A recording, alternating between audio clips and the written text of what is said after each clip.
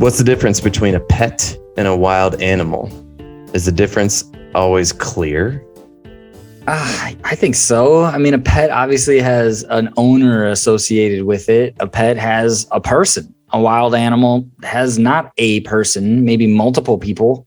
I don't know. No, a wild animal doesn't have a person. A wild animal just is. A wild animal is like a vagabond, like Caine in Kung Fu, just wandering the earth, getting into adventures. Okay, well, let's make this question more fun then. Where do you think is the gray area? Where's the line? Where does it get confusing? When someone starts spending money on this animal, that's when it's no longer just a wild animal. When somebody has invested time, energy, and the almighty dollar on this animal to help it survive or help it not just survive, like be successful, be, not just survive, like really proliferate, really do better than it was supposed to do. I'm going to play devil's advocate then. I'm going to put you in some situations and you need to make the judgment call here. Wild animal or pet. Okay. We're just going to turn this into a game show. All right. Gotcha. A well-regulated safari and a lioness gets attended to by a veterinarian for like an emergency surgery and then is let to go back out into the wild, but the perimeter is guarded. Wild animal. It does not. Does it sleep in somebody's bed? Does it get scratched under the chin? No, okay. Then it's a wild animal. Because these ones that live in like a zoo where it has a zookeeper, that's a pet. The zookeeper feeds it by hand. The zookeeper calls it by its name. That's a pet.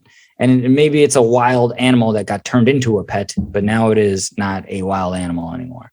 Go ahead. Where's your next scenario? Okay. A cat kind of goes to a couple different barn houses and maybe has a couple different names and drinks milk and maybe eats a little kibble from different places, but doesn't spend the night inside any of the barn houses. A wild animal. That's the whole thing. Does it sleep in somebody's bed, in one person's bed? If it's sleeping in multiple people's beds, that's opportunistic. That's opportunistic. If they're not any one person's pet, then they're not a pet. Okay, so it's taking advantage of a human in this situation, but probably for food, attention, warmth, housing. Still, so this is more of a question of agency. Wild and pet is agency, not wild as in like the synonym for wild could be savage, as in like this thing is terrifying. No, because a zoo animal could be terrifying, but it's a pet. Right. Hey. Right. Okay. So even like a tiger in captivity, that's not a wild animal. It is a wild animal, but it's in captivity, so it's a pet. Okay, crow comes to the same window every day and brings gifts and has a bit of banter, has a bit of a, the vibe that a crow can get with a human being. I mean, I don't know. It's weird. It's like a pet. I mean, does it live outside though? Then it's a wild animal because the equivalent is like a pigeon in a coop. You can leave the coop open and the pigeon will leave and come back. That's a pet because it lives there with you. But that crow, does it leave for days at a time, live somewhere else for a while, and then come back and just leave gifts? Or does it sleep outside the window? I've heard about these crow relationships. It's usually, once a day, the crow will come pay a visit, Yeah, I see that too. When people have like a wild animal that lives in its backyard and comes and visits every day, that's still a wild animal. The squirrel that comes to your bird feeder, the hummingbird that comes to your hummingbird feeder, that's not your pet. You might have a name for it, but it's not your pet. Right. And even if you have like the neighborhood dog, like if you live in a country where there's street animals that come visit you for food every once in a while, that's not your pet. In Thailand, it was a little gray area. This is interesting. When I was in Thailand, there were dogs that would just like live on properties, but that person didn't claim that pet, but that person did feed that pet, that dog, or usually it's dogs. Actually, it's always dogs. There was some cats. So the people would feed the dog and pet the dog and play with the dog, and the dog lived on their property. But if I went there and said, "Is this your dog?" they'd say no. Yeah. I think it's really interesting. When I lived in Georgia, the dog wasn't allowed inside. It's just that was a lot of it.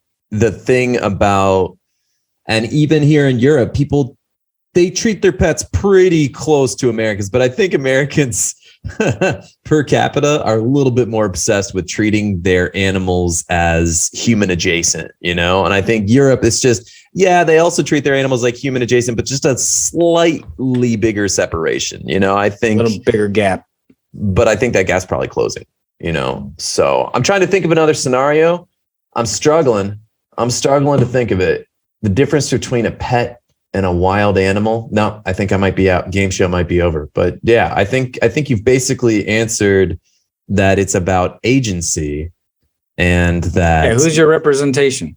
Yeah. Who's representing you? Who's speaking for you for other humans? Yeah. Is there somebody? Do you have a representative? One more. I got a good one. This is the bonus round. Is it the gorillas that do sign language? Oh, that's a good one, actually. They're less wild, but they're still wild.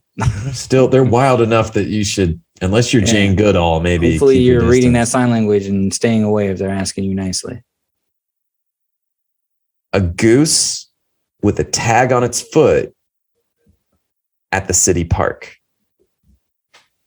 Wild. Because city park is, it's like a homeless person. Is a homeless person that has no identity, is that a citizen? I guess so. It's hard. That's a tough question. Well, I was thinking about that, like the koi fish at a community pond that come to the front because people are going to feed it. Unlike every other kind of natural fish that would swim away no matter what. Right. These fish don't, because they're used to people being fed. Well, and even when I was in Cancun, and there was these little ponds that had fish in them, and you would go in these little ponds and they would like eat the skin on your feet, like those skin fish places in Asia, So it was just like those fish would come to you in the water, and you would just walk in these little pools, and they're not like a swimming pool. No, I'm talking about like little pools that developed near the ocean. And these fish were just so used to being around people because there's so much tourism there. That's still wild. It's still wild. Just like the geese at the park, and they're still wild. Yeah. They don't have any representation. Speaking of which, I did one of those once when I was on vacation, and then I Googled it afterwards because I was curious about the ethical side of it. And it turns out they're really unethical. Those places, they really starve the fish. So that way they go attack your feet and eat all the calluses off your feet. But the reason that they're so aggressive is because they are basically not hungry. Fed. They're hungry because they're starving. So yeah, I know. I never did that. Did you do it? I did it once, and then I Googled it afterwards because I was just like, is this terrible? And I'm like, well, it was maybe weird to me. I should have Googled it before I went, but oh well, do dumb stuff when I'm on vacation. You experienced it. Good for you. First time, last time. That's for sure. But cool. Well, you won the game show, Albert. Not surprised. What do I get? What do I win? Well, you win the end of the episode. That is. Yay.